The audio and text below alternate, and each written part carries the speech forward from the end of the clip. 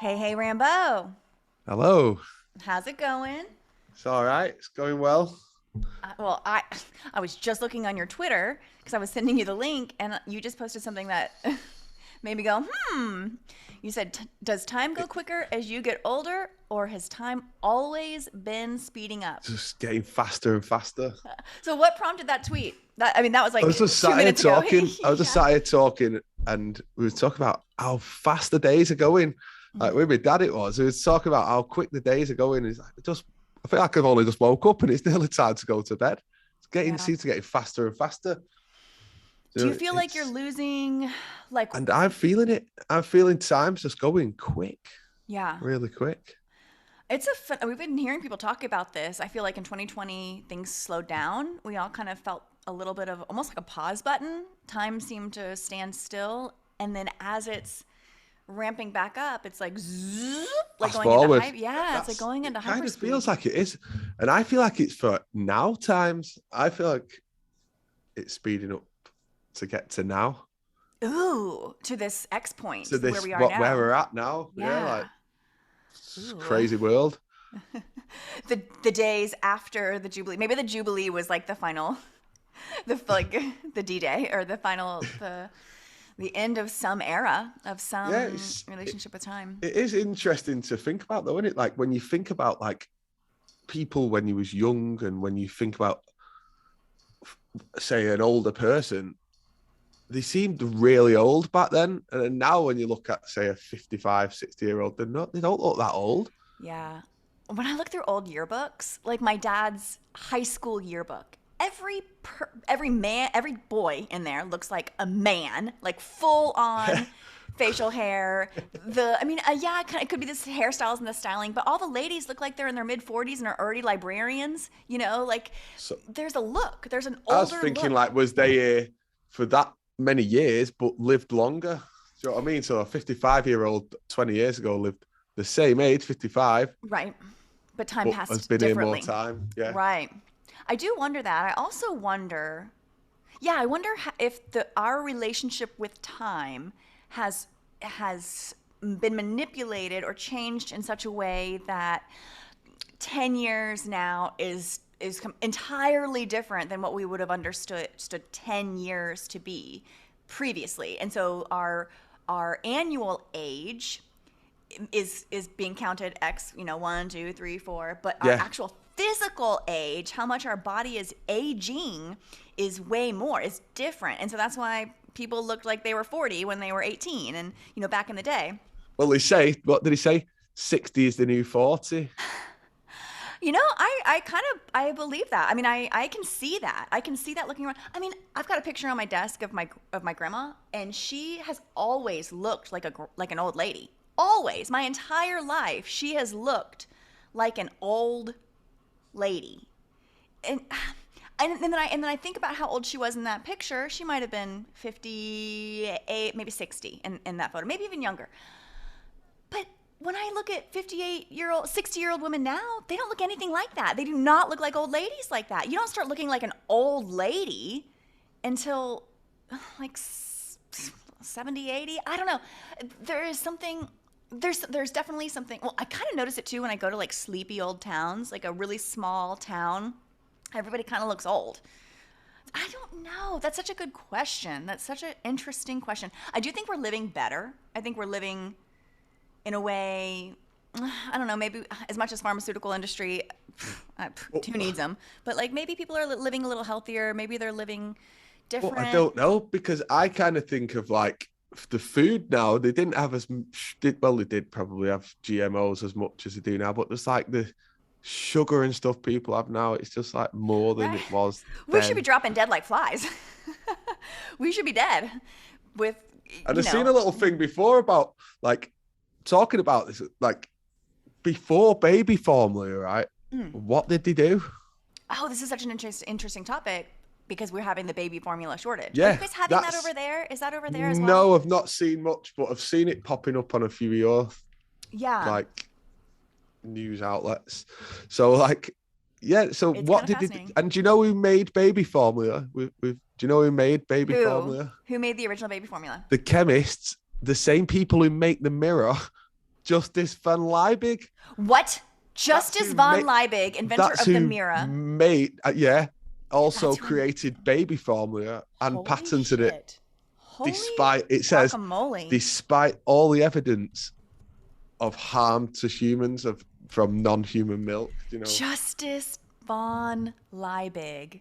This is his second It's a time on the chemist. show. It's actually a chemist. Yeah. That's what it's He crazy. invented the mirror. How could you do both? It's just a bit weird. It's a bit of a strange combo. Do you know what I mean? I thought that. I was like, how could it be two? That's Like, very interesting. two different, completely different things, you know? You know, someone will say, oh, he must have just been really smart. He was doing all these things. But it makes me wonder, like, you know, I think they invent characters and then just, you know, they need reasons for these things to exist, you know. But, like, now, like, kids are born on it, aren't they? Most kids, most mums just go, get them on formula. I was on formula, do you know what I mean? And is it because it's easier to do? That's what I was thinking. Is it because it's just easier? I don't know. It makes me wonder. You know, I've always kind of been of the mindset that whatever we do naturally is best. Probably the right thing to do, yeah.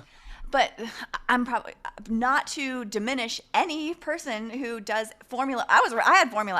I went through a whole slew of everything, but I finally had to settle on goat's milk for me because many formulas are actually based on cow's milk as well. And I was allergic to cow's milk and I was allergic to mother's milk. And so they finally had to get goat's milk for me. Anyway, it's kind of a weird story. But I do think that there's a weird, this is a very polarizing issue.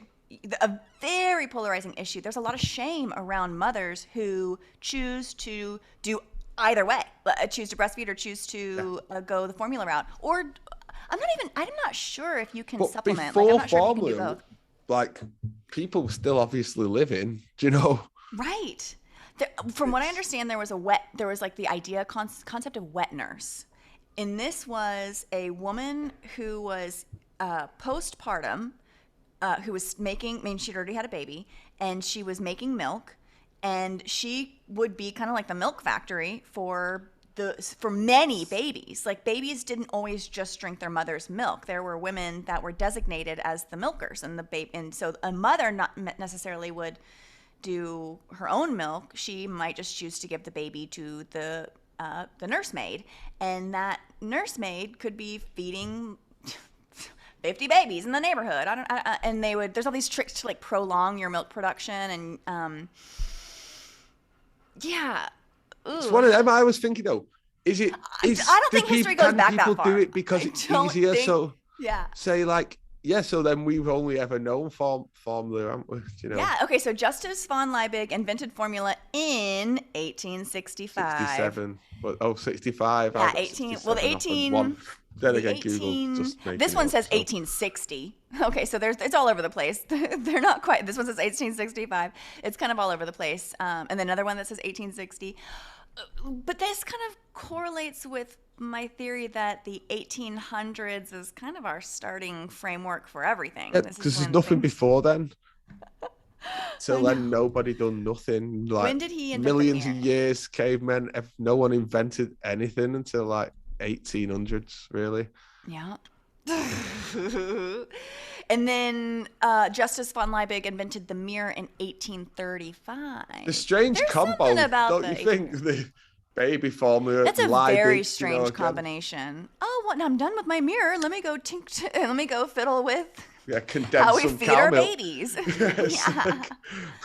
But yeah, I mean, this goes to the question of infant mortality. Apparently, babies just died all the time back in the day. And then I think, like, okay, where are all the baby graves? Then you have to where are all those dead babies? Like, we would be coming up against baby graves all the time, and we don't. Like, what other animal has a formula of another animal? Like, zero. No, another animal would just do it itself. Other than the zoos. You know what I mean? Other than zoos, yeah, where they feed. Oh, and that's interesting. Can a cat nurse on a dog? Like, can a kitten suckle on the teat of a dog mom and still get nourishment? I think so. I But would think they? so. Fuck no. No. No. No, that's the Well, thing. So I have like seen they things where have like them just a duck thinks something's its mom because it like a bird imprints very early and thinks like the duck's its mom, or interspecies imprinting. Leo, where are you? We need you. We need you on this episode. We need you to talk animals with us. Earth to Leo. I don't know. This is an interesting. another concept. thought. Another thought. Like I was saying now, if it did make it easier and it kind of convinced people, then maybe it comes from the generation before that was also on What do you think happens formula. when we Do you know nurse? that? And that's when things changed. Do you know? And I think if it's easier, that's how they kind of have us kind of with everything. The easier it gets, the more kind of you just go with the flow. Do you know? Just do Adoption what's gets so easy. much easier to do. Like we don't even think about it. With We're just like, oh, anything, this is the way it like goes. if Yeah. we were saying the other week, our phones, just everything is just easy to do. Do you know? Yeah. Easier to can just conform, aren't you? Really, The if it's easy all road easy, is yeah. not If always it the all right just road. seems easy. Yeah. I don't know. I mean, okay, so let's lay it out just with what we're told. I'm not saying that this is correct, but here's what we're told. Breast milk does a couple of things. Mainly passing on immunities. So they say like there's immunities that the mother possesses over her lifetime. We gain immunity to certain things, allergies, immunity to certain allergy. Anyway, whatever her body possesses as far as a shield against outward entities, whatever, immunity, that can be passed on to the nursing child. And so that's kind of heralded as one of the key reasons that we should nurse, is so we can pass along our genetics. There's some coded things in there, immunities that get passed along through the breast milk itself. They also say, and I could totally understand this, but it's a bonding time. The baby is so close to the heartbeat. It's skin to skin. It's a lot of, there's a lot of eye contact that happens when you're nursing a child. Not saying that none of this stuff can be done with a bottle. Like you can do skin on skin. You can make eye contact. You can do all these things if you're holding a bottle versus popping out your breasticle. There's whatever. You can kind of mimic all of those things. I don't necessarily know how formula could pass along immunity, but that goes to even the conversation of like, What if it does? What if it does? Yeah. What I And like we're to think, taking in like this kind of I think formula's fine. herd Everyone's mentality. That's where we get it from. Formula what milk. if formula actually breaks the programming because you're not taking in that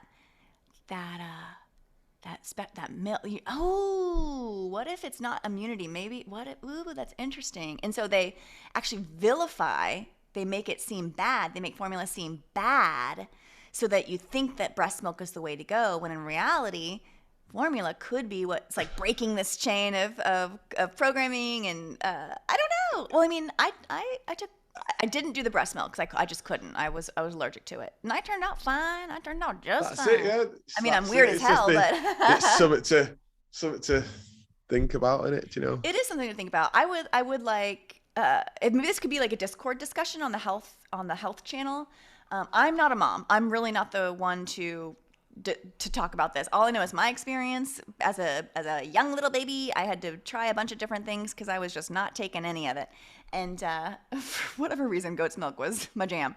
But I would like to know if anybody out there, like, there's a really weird amount of shame around this choice, an extraordinary amount of shame around this choice. And now in the United States with the how do they have a shortage? Is it? I read manufactured. something It like was manufactured. the main manufacturer is 40% of the supply is from one place. A single one.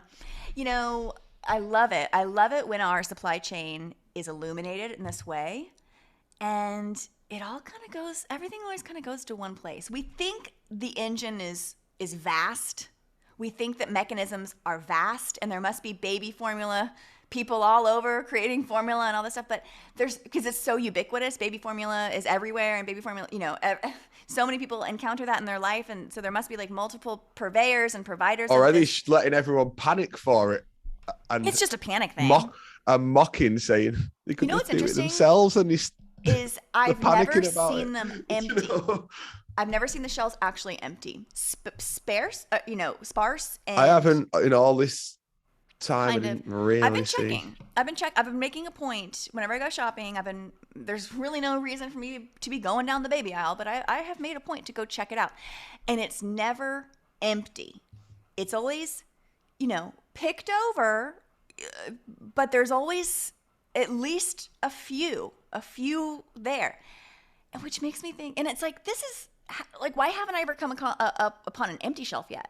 Like, why do I always happen upon it? And it just makes me think that the supply is just being manipulated to, you can get it if you want it. Everything's so expensive over here at the minute. It's ridiculous. Everything is just double the price pretty much. Yeah. Inflation is absolutely out of control. Not too many things scare me. I don't get startled, but the runaway freight train that we know as our economic system is a little unsettling, I would say. It's, there are stories in this world of countries that go through these hyperinflation periods, and people are just burning cash to stay warm because it's worthless, and so they run out of firewood, and so they burn their cash. Because I don't know if those are apocryphal stories, if that's like just a fiction of history to make us always believe that we could be on the brink. But I know that like Venezuela and Cuba went through this. I know that there are certain countries where their currency simply collapses. I know that in the Cold War, when the wall fell and they had to kind of absorb currencies from like the East and the West. What were you gonna say? What would you trade? What would you trade if there was no cash tomorrow? What would I trade? That's to just grow something on. That's how it would be, wouldn't it? Like, you just trade that. That's how it should have or would have been in the past, wouldn't it? I think in a perfect world, we all do before money. You would have just traded your skills. You'd all know your skills. Yeah. You could all be sat on a talent and you don't even know it. I do believe that every single person, every single human being has a treasure chest inside of them. From it, yeah. Yeah, that's actually from the book that you got me on, The Power of the Subconscious Mind. The treasure, inside of each one of us is a treasure chest, just waiting to be opened. And that is when we follow our heart's desire. Like, we can actually make a profession out of what sets our sails. We really can. We could.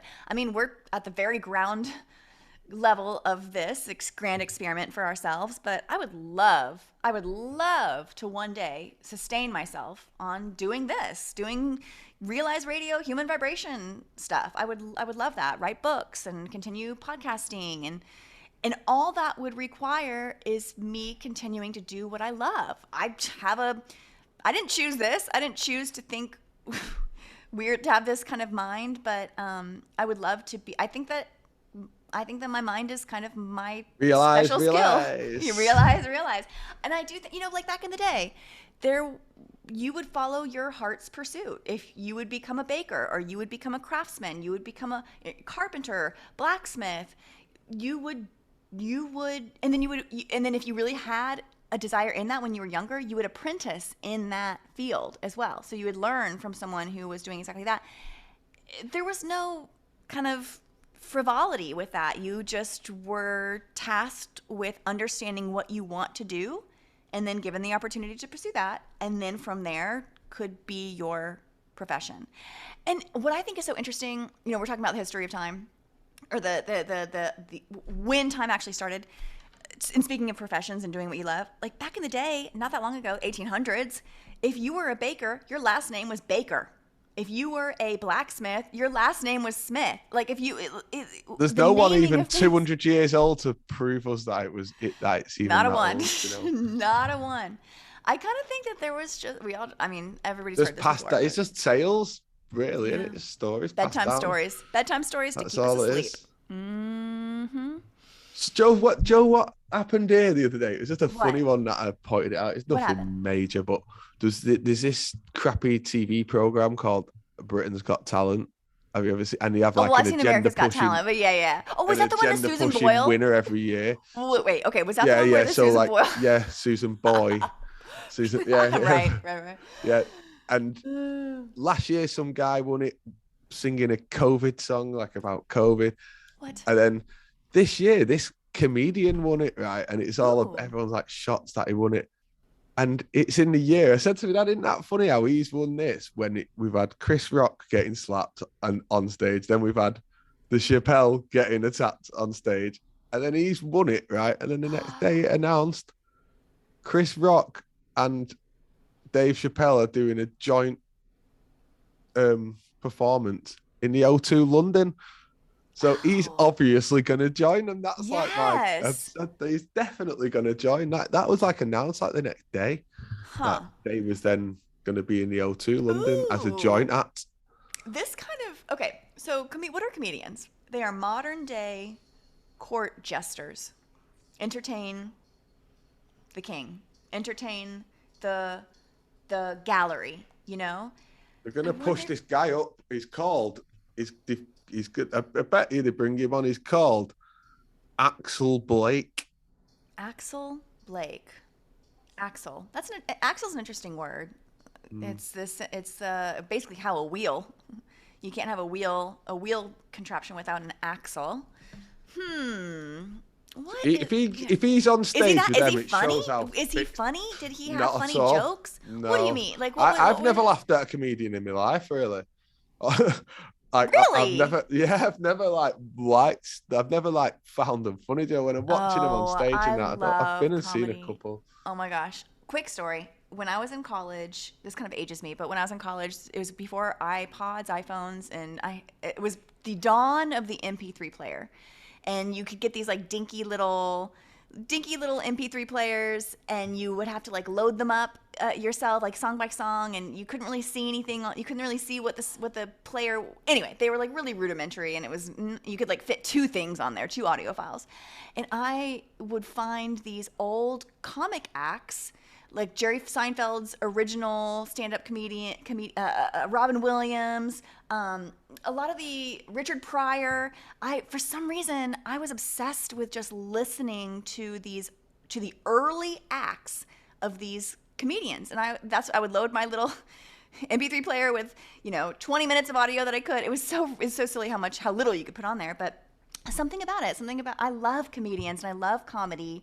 I I like to laugh laugh. at comedy. I like comedy, but I just don't laugh. I've never laughed at a stand-up comedian on a stage or like on the It's kind of comedy cringy. channels or anything It's like kind that. of cringy sometimes. Yeah.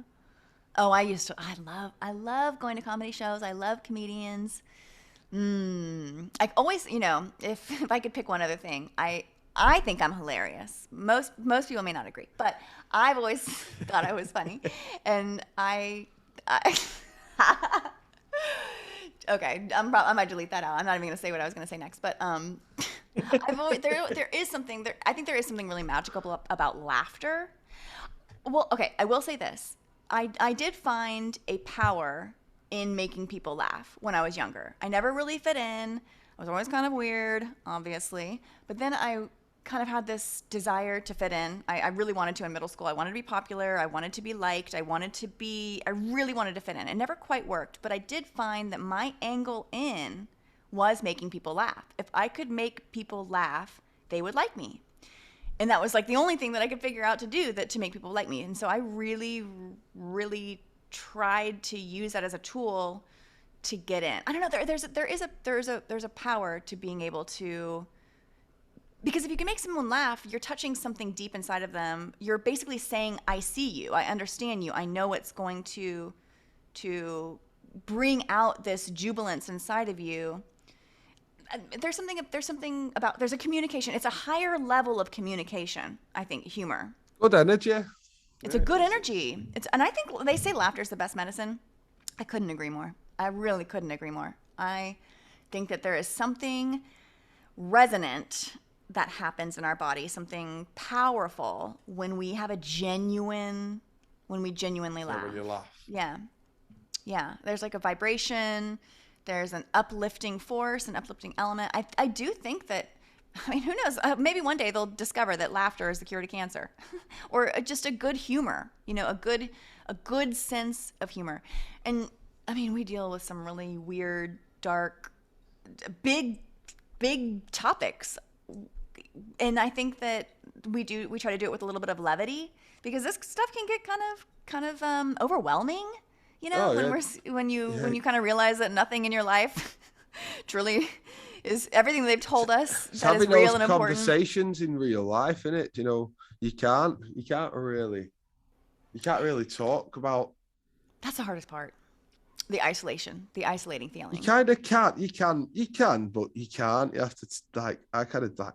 Oh, guess what? I'm doing an experiment this weekend. Okay, quietly. I'm going to Austin. So people in Dallas, they don't know I'm human vibration. Like anybody in the street, if I meet them, like nobody knows. I have never told anybody that I do this. Like I don't meet strangers unless it's a Vibe Tribe meetup, and I'm like, oh, you're here for me or whatever. Like, yes, I'm human vibration, but I've never ever told anyone just out on the street or out of. Sometimes I'll have high level conversations, but like I never reveal that I'm human vibration, just because I don't want them to think that I'm a freak. I am a freak, but I don't want everybody to know that at the outset. But okay, so my experiment is I'm going to Austin this weekend, which is known for being weird. Their whole city tagline is "Keep Austin Weird." It's a couple hours from Dallas, but it is basically a different universe. And there's a crypto conference, I'm not actually going to the conference, but I'm just going down there just to be in the area but if I'm going to practice introducing myself as human vibration. Everyone I meet, I'm just going to, because I don't care. Like, who cares? Who cares if they get on my page and go, she doesn't think George Floyd's real? What an idiot. I don't care. I don't care. These are just going to be passing strangers. Best way to be that. And I'm going to, I've never felt free to do that before, but I'm going to try that this weekend, and I'm going to see what happens. I'm going to go to like a few free events of the crypto conference. It's like $1,000 to actually register and be a part of it. And I have no really interest in crypto, but, I'm going with some. Died on it. It definitely died. I'm like, this is a weird time to have a conference, but I'm going with some people that are really into it, and I was like, I'll tag along. And I'll do my own thing. Like, you guys go to the conference, I'm going to go to Barton Springs and hop in the natural pool, which is amazing. Or I'm going to go for a hike. And you guys do your thing, I'll do my thing. But I am going to go to a couple of events. And one of the events is like NFT art. And I submitted, I don't really show it. I don't really ever show it. But I do some digital art as human vibration. And I've got like a few pieces that I've created. And they are NFTs. And I submitted some of my art for this NFT art gallery, and I'm going to see if they project it. I'm going to see if they choose it. So that's all I get tagged in on Twitter nowadays. I get tagged in NFT trains every time I want, every day. I get tagged in them too. I don't necessarily understand. The NFT is so interesting. Joey knows about NFTs.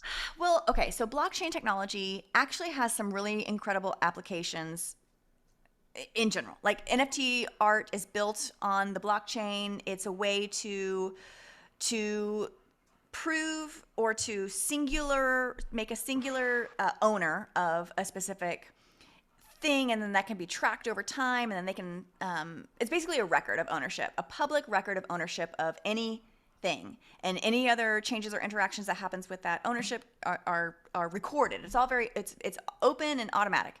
Okay, well, people are like, well, I can just right-click on an image. I can just right-click on that NFT, save it to my desktop, and now I have that NFT. Yeah, totally. Like, it doesn't really work well for digital art because there's obviously so many workarounds. I could this $1 million Bored Ape NFT or whatever, I could just save it on my desktop if I wanted. I could put it on. I could use it as a wallpaper on my phone. Like, I can play with that all I want. So I don't think art is the best representation of what blockchain technology can do. I think blockchain technology is going to explode when it comes to contracts, when it comes to actual contracting in the real, like, I think it's going to have some legal use and like commercial and professional usage. but sometimes I think that like the flagship of blockchain, they're using the wrong medium. I think they're trying to use art.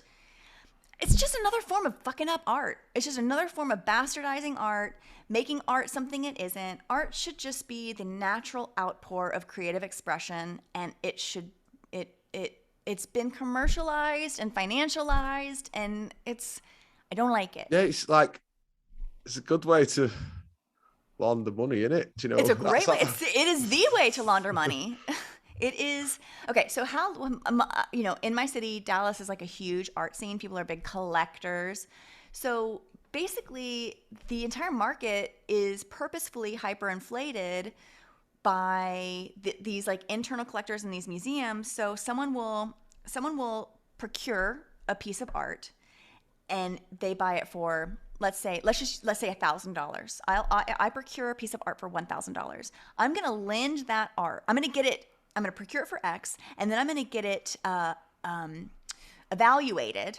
I'm gonna get it by an art purveyor. I'm gonna get it evaluated at like $3,000. And even though I haven't sold it yet, I don't have that $3,000, but I'm still gonna get someone to tell me that it's worth $3,000, even though I only purchased it for $1,000. But now that I have that stamp of approval that it's $3,000, now I'm gonna lend it. Now I'm gonna lend it to a museum. And because I've lent it to a museum, now I have a $3,000 tax write-off, even though I've only spent $1,000 on it. And that's per annum. They can do that per every year. So if they lend it for 2 years, then they have now $6,000 to write. It just keeps snowballing, even though their initial investment has only been $1,000. And then they're going to get the art back. And because it's been in a museum, now it is worth more because it's been in the freaking museum. And so now your $1,000 investment is $10,000 for really no reason other than this chain, this hyper, it's hyperinflation. There's no real value being created.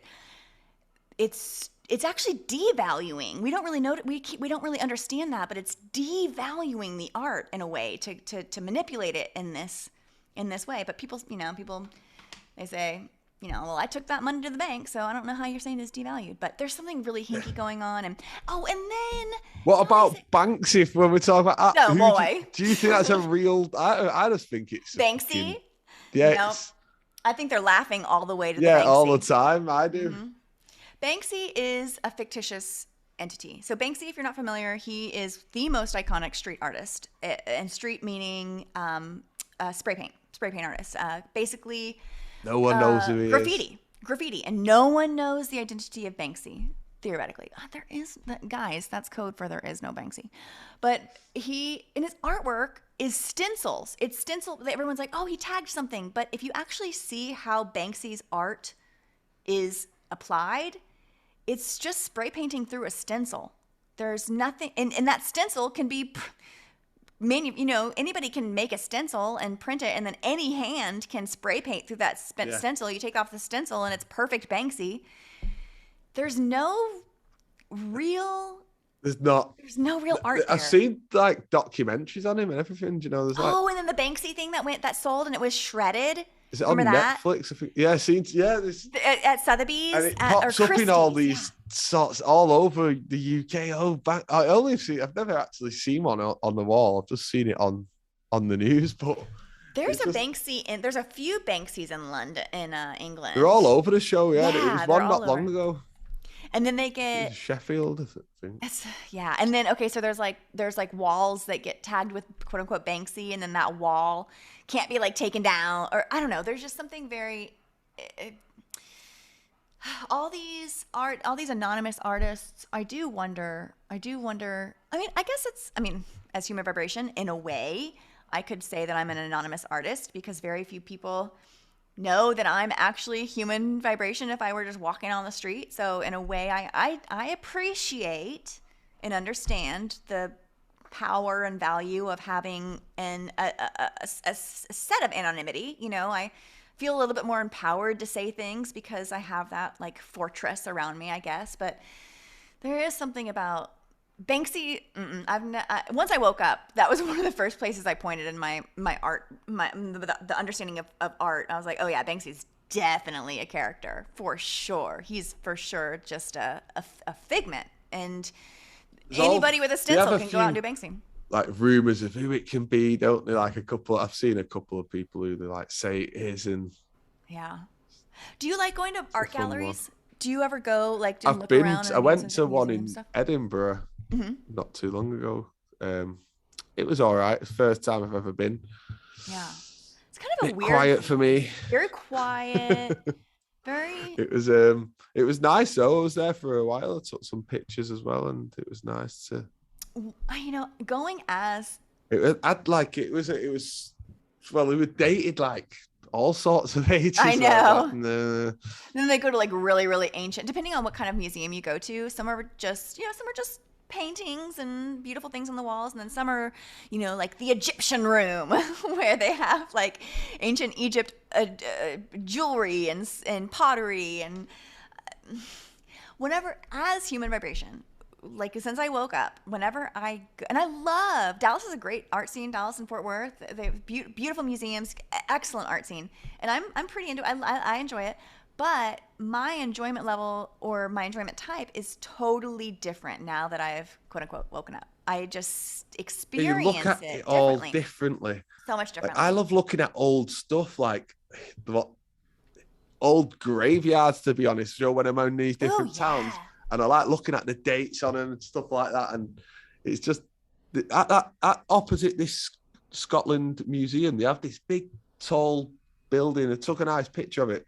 It's called the Scott Monument, Hmm. and I don't know how they built it. You can just see that they couldn't do that now. Do you know? Oh, and that's the thing. I look at these sculptures in the, you And look at these marble sculptures that they I supposedly did in seen the someone say it 1400s. was You're like, like nope. an energy and an energy conductor. I Oh seen yeah. somebody say it could have been that. Do you know? It's just a nice. Could Oh, like be. a Do you know? sculpture, If you the yeah, if you have a obelisk or look at like the the Scott tower. Monument, it's The Scott Monument. Did you ever make it back to the Masonic Lodge in Scotland? no. I still need to go. I Yes, you still need to do. go. You need to go on a little field trip. How long? It's on What my is your list. path to Scotland? How long does it take you to get there? Is it I think by it's about 4 hours on a train or on a something. train? Yeah, Yeah.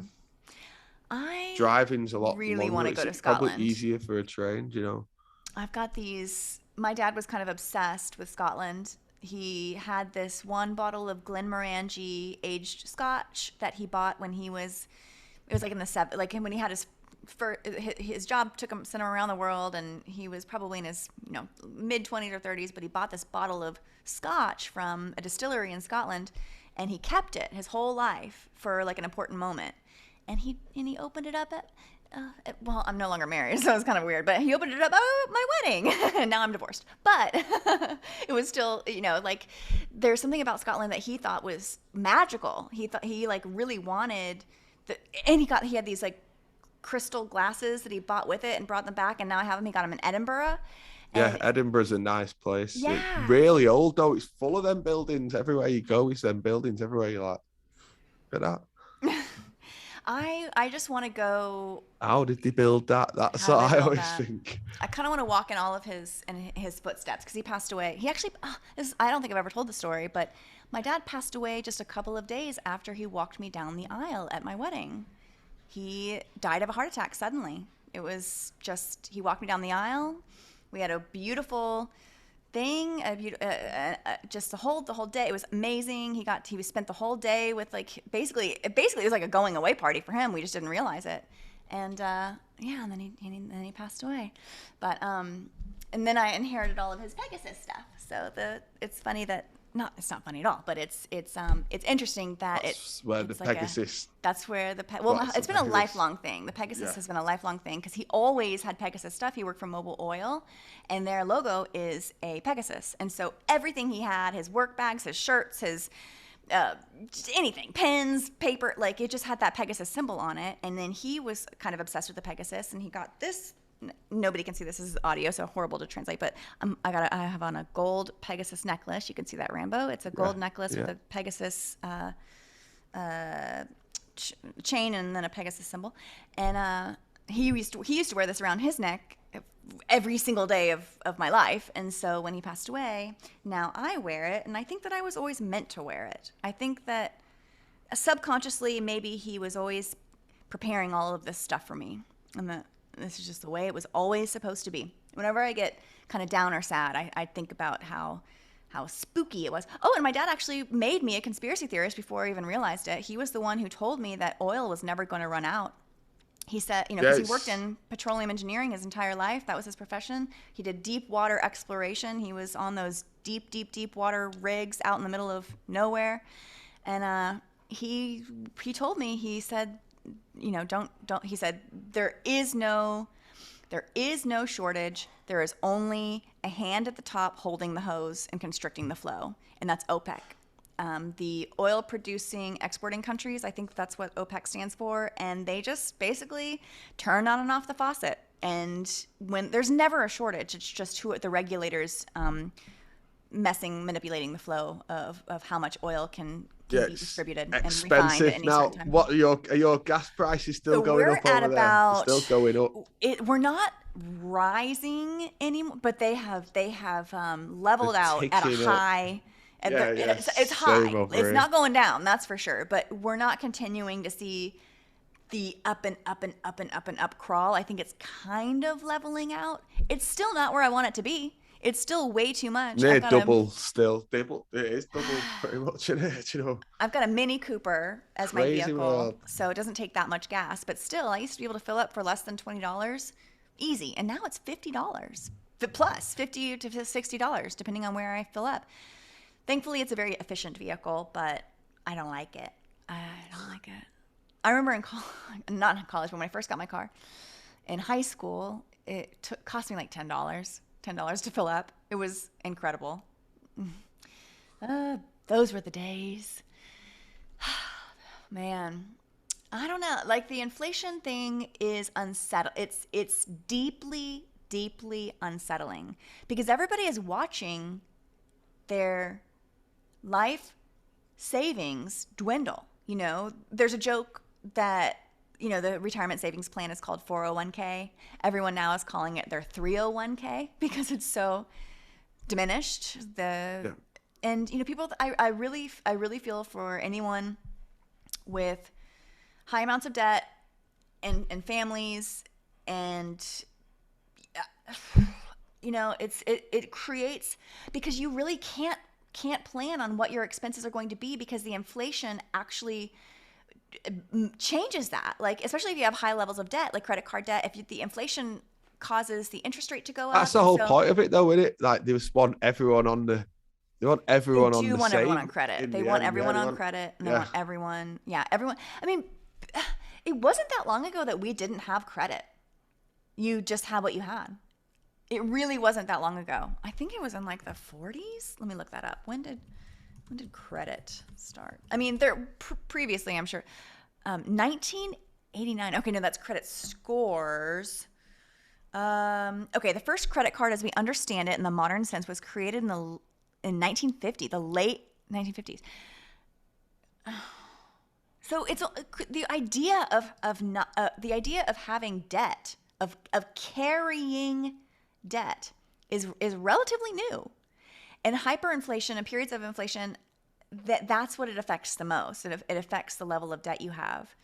I have always been very scared of debt because I grew up in a household where we were just, every month we were just a penny away from losing everything. We were just a penny away from losing the house, a penny away from we were just like skating by. My dad had a great job, but he also was a degenerate gambler. And so we would always be like, ooh, we got this. And so there was like ebb and flow.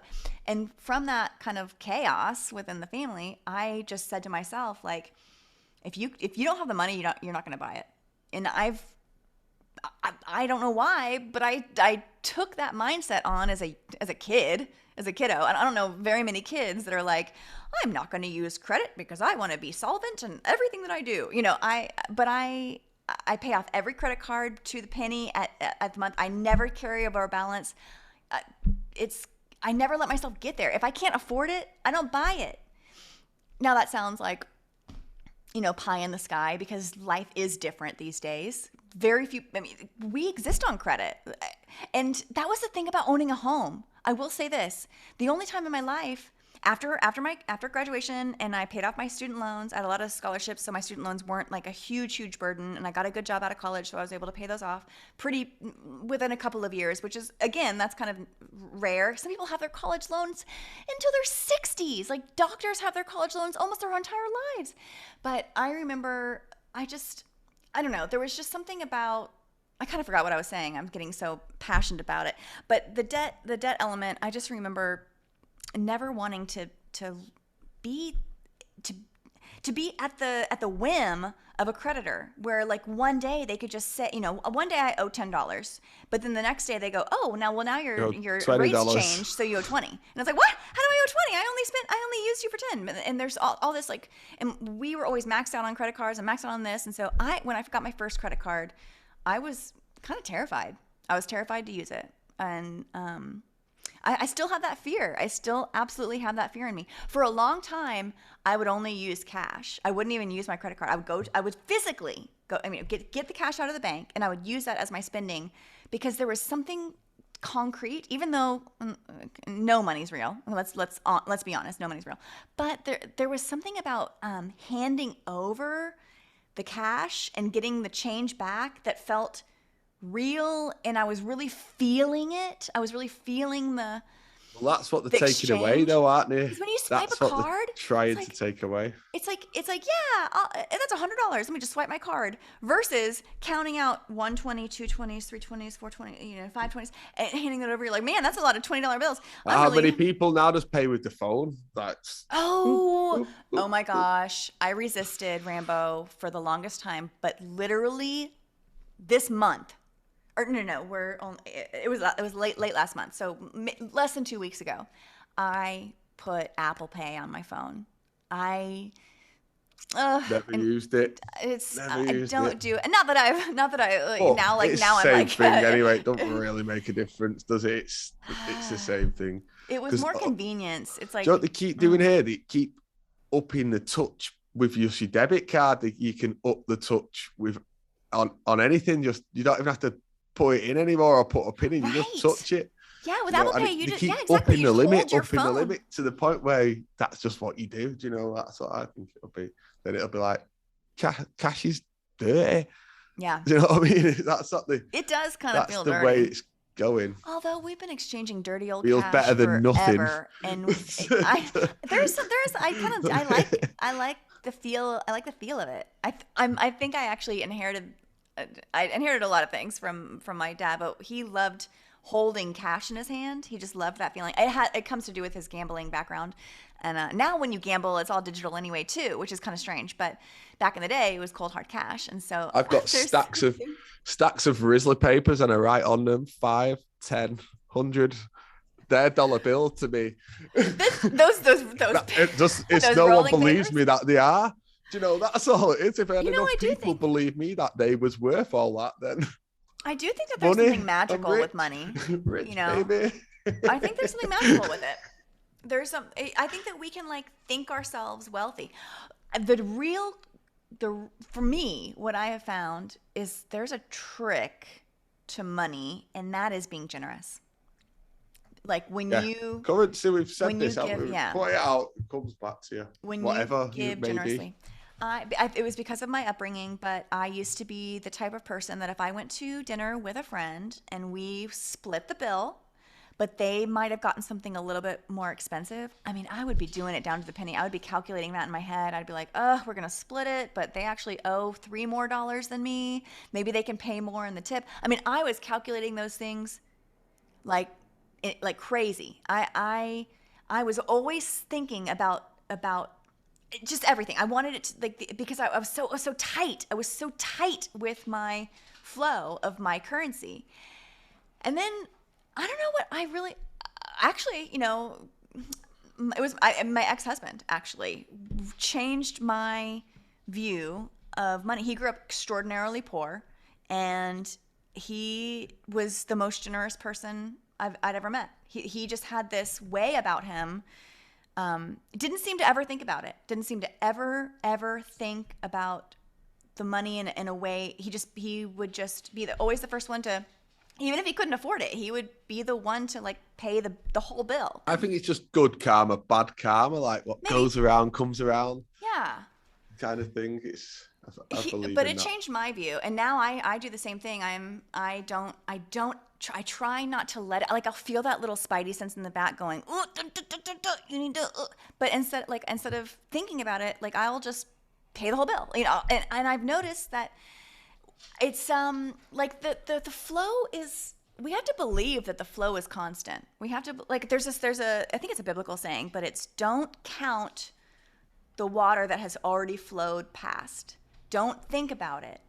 Like don't think about the water that has already flowed downriver. Just trust that the source is going to continue. Like don't, like even building of a dam to create energy. You know, when you dam up water to create energy, there's almost like a degradation that happens when we do that, because it's almost like we're assuming that we won't have the energy later, so we need to conserve and collect it all now. And I don't know, I think it's like a mindset too. Like don't create a dam. Don't create a dam in your flow.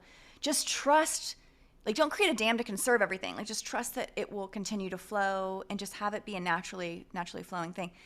I mean, we're mixing like the literal with the metaphorical, but I think because money's not real, and because this place is magical, I do think we can combine those two concepts and understand that this is just a totem, a token in this world, and if you can change your mindset, you can actually change your ability to receive these tokens and to spend the tokens, and just think of it in a different way. I used to be so miserly. That trust in you. Trust in yourself, trust in your initiative always. I do. I bet on myself now. I bet on myself. I never used to do, yeah. Instead of taking others' opinions and stuff. You got to bet on it goes back to that book. Someone else is doing, copying someone else, just do. Oh yeah. You do you. You do you, boo-boo. Yeah. That's right, Rambo. You just got to follow your intuition, you got to follow your heart. And I do think that if we apply ourselves to whatever makes us truly happy, whatever brings us joy. And those tasks, we all have them. We all have that task that we can lose ourselves in.